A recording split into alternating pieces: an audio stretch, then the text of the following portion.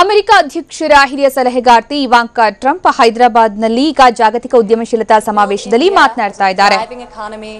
A beacon of democracy and a symbol of hope to the world. What you are achieving here is truly extraordinary. From your childhood selling tea to your election as India's Prime Minister, you've proven that transformational change is possible.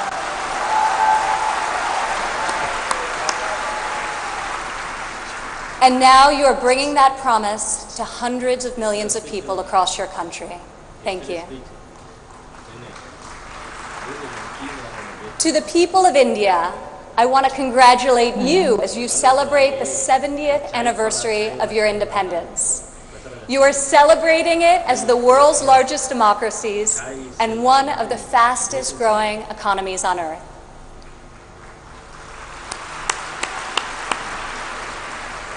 Through your own enterprise, entrepreneurship and hard work, the people of India have lifted more than 130 million citizens out of poverty. A remarkable improvement, and one I know will only continue to grow under the leadership of Prime Minister Modi. All of you are helping India's middle class reach its goal of nearly 500 million people by 2030. You have opened new universities across the country. Your doctors and scientists are discovering medical cures and life-saving technologies. Your engineers and your architects have built modern wonders that grace your skies. And Indian spacecraft have traveled to the moon and to Mars. The people of India inspire us all.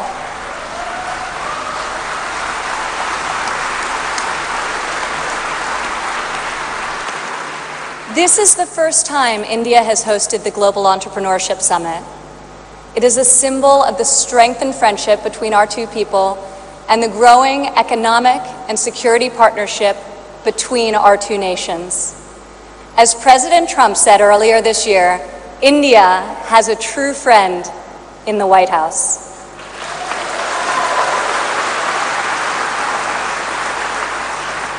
I would like to thank the State Department for co-hosting this incredible gathering. I would also like to thank Governor Narendra and all elected Indian officials who are here with us tonight for welcoming us to your beautiful country. Thank you. It's incredible to be in this ancient city brimming with transformative technology. Now, your tech centers may even outshine your world-famous biryani. Maybe. CEOs like Microsoft's Satya Nadella went to school right here in Hyderabad.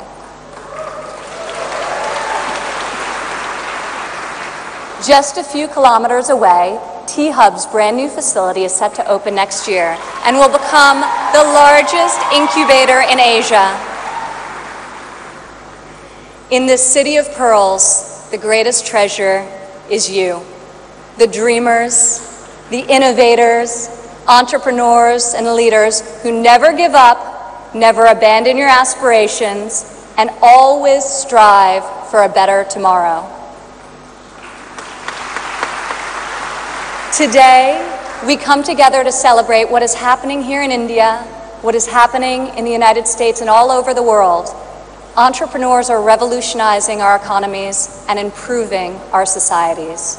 You are rewriting the rules. You have the inspiration and drive to serve our communities through the projects you start and the businesses you build. You have the grit, the perseverance, and the will to succeed. Each of you started with an idea.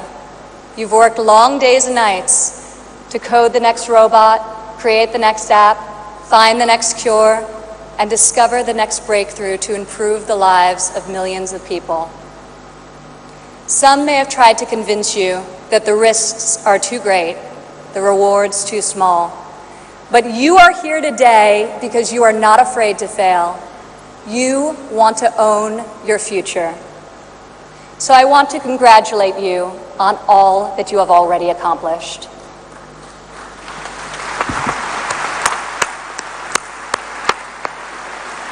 And I especially want to congratulate the women entrepreneurs here with us today.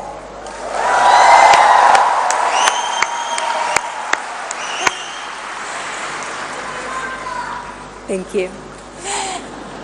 This year's summit is focused on a theme that is key to our future: women first, prosperity for all. I'm proud to say that for the first time ever, women make up the majority of the 1,500 entrepreneurs selected to attend this summit. I see all of you out there. Only when women are empowered to thrive will our families, our economies, and our societies reach their fullest potential. As a former entrepreneur, employer, and executive in a male-dominated industry, I've seen firsthand that all too often, women must do more than their male counterparts to prove themselves at work, while also disproportionately caring for their families at home.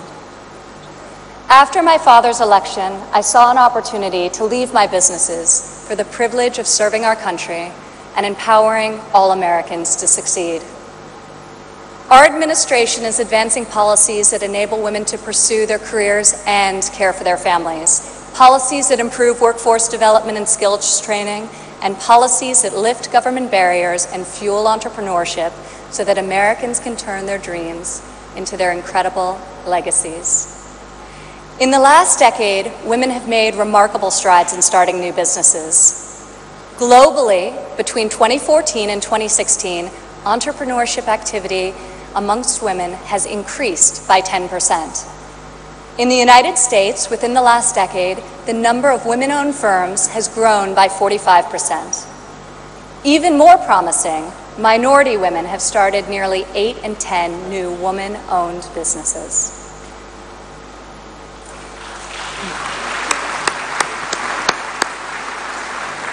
Today, more than 11 million women in the United States own businesses. They employ nearly 9 million workers and generate over $1 trillion in revenue.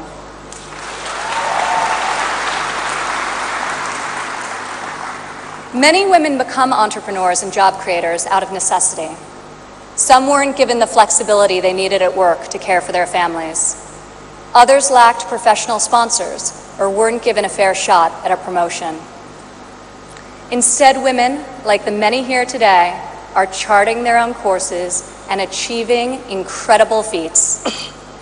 Fueling the growth of women-led businesses isn't simply good for society, it's good for our economy. One study estimates that closing the gender entrepreneurship gap worldwide could grow our global GDP by as much as 2%. The woman in this room can lead the way in closing that gap and ushering in a new era of greater prosperity.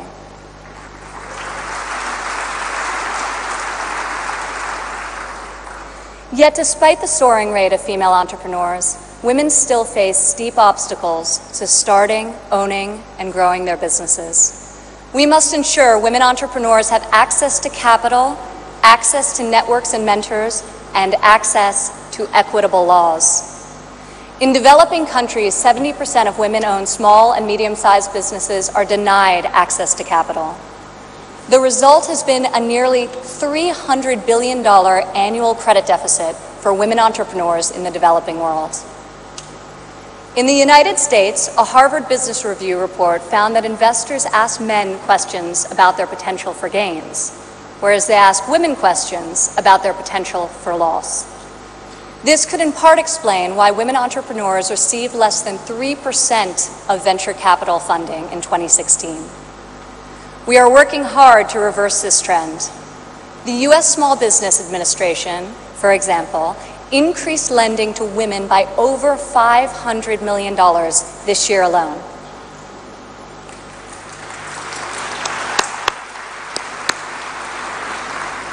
When it comes to networks and mentorship, roughly half of women in the United States say they have difficulty finding a mentor. Yet mentorship is critical to success, as each of you knows. Entrepreneurs need professional guidance to help them start and grow their business. In the United States, we are fostering mentorship through programs such as SCORE, a nationwide initiative where successful men and women coach those who want to become their own CEOs. And when it comes to equitable laws, while many developed and developing countries have made tremendous strides, there is still much work to be done. In some countries, women are not allowed to own property, travel freely, or work without the consent of their husbands. In even more countries, the cultural and family pressure is so great that women do not feel the freedom to work outside of the home. Our administration is striving to promote greater opportunity for women around the world, both through our domestic reforms and our international initiatives. This summer at the G20 conference, the United States was a founding member of a bold new initiative with the World Bank, the Women Entrepreneur Finance Initiative, also known as WEFI.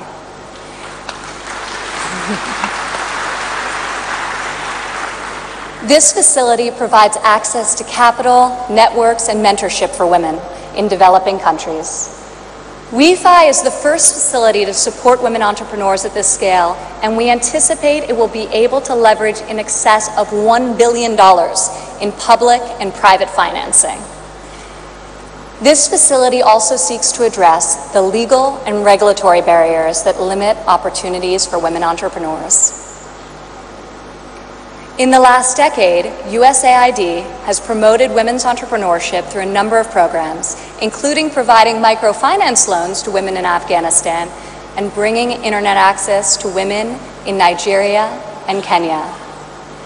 USAID Administrator Mark Green is here with us today. Where are you, Mark? Thank you, Mark. I want to thank Mark and the entire U.S. delegation for their tireless work to improve the lives of millions, both domestically and abroad.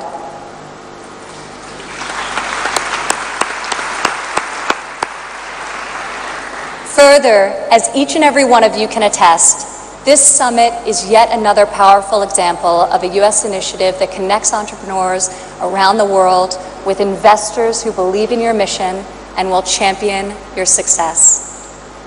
I want to thank the U.S. business leaders who have traveled all the way to Hyderabad for this inspiring event. I also want to congratulate the more than 350 American entrepreneurs who were selected to be with us here today to represent America's brightest talent.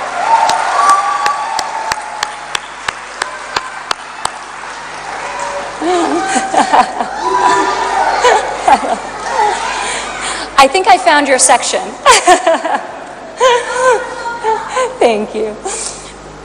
At home, our administration is committed to empowering women entrepreneurs through domestic reforms. In the past 11 months, we have expanded apprenticeship programs and prioritized STEM education to ensure that women and men have more opportunities to master the skills that drive progress in the 21st century. We have dramatically reduced job-crushing regulations, which disproportionately hurt entrepreneurs and small business owners.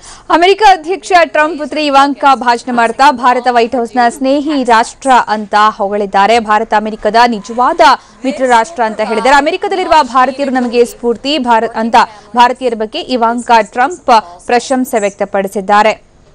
ಹಾಗೆ ಮಹಿಳೆಯರ ಸಬಲೀಕರಣ ಸಮಾಜದಲ್ಲಿ ಬದಲಾವಣೆ ತಂದಿದೆ ಅನ್ನೋದನ್ನ ಕೂಡ ಅವರು ಹೇಳಿದ್ದಾರೆ. ಹಾಗೆ ಪ್ರಧಾನಿ ನರೇಂದ್ರ ಮೋದಿ ಪ್ರಜಾಪ್ರಭುತ್ವದ ಸಂಕೇತ ಅಂತ ಪ್ರಧಾನಿಯವರನ್ನ ಕೂಡ ಪ್ರಶಂಸಿಸಿದ್ದಾರೆ. Both inside and outside of the home.